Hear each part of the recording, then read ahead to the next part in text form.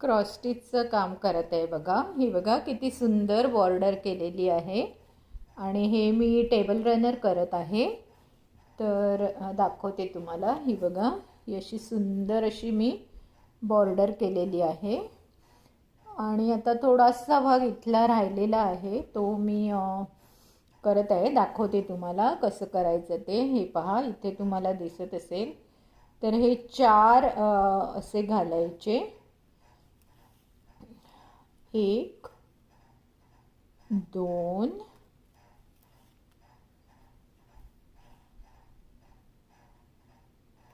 थोडा इथे गुंतला असेल तर तो सोडवून घ्यायचा आणि 3 आणि 4 हे झालं की मग पुन्हा उलटं यायचं त्या 4वर. म्हणजे ते क्रॉस स्टिच. क्रॉस म्हणजे काय, तर जेव्हा आपण फुल्ली मारतो त्याला इंग्लिशमध्ये क्रॉस म्हणतात आणि स्टिच म्हणजे आपण जे शिवतो त्याला आपण स्टिच म्हणतो.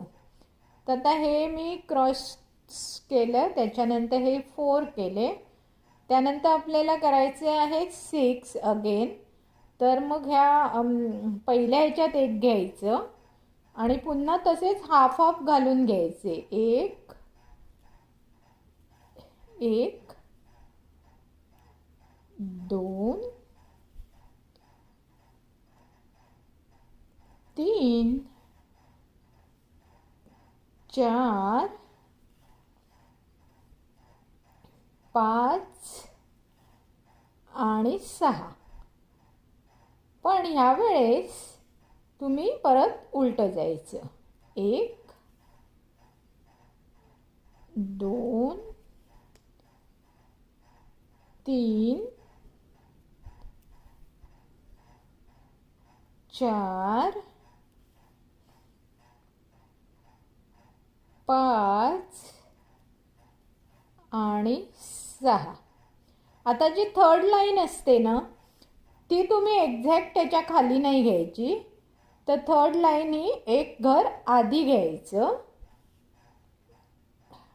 आणि त्याला क्रॉस करून घ्यायचा, कारण आपल्याला असं खाली खाली यायचं आहे. त्यामुळे एक घर आधी करायचे. असं ट्रायंगलसारखं दिसलं पाहिजे, तर ती डिझाईन खूप छान दिसते. तुम्हाला दाखवणार आहे मी. 1 आणि 6 प्रत्येक लाईनमध्ये आल्या पाहिजे. 2 3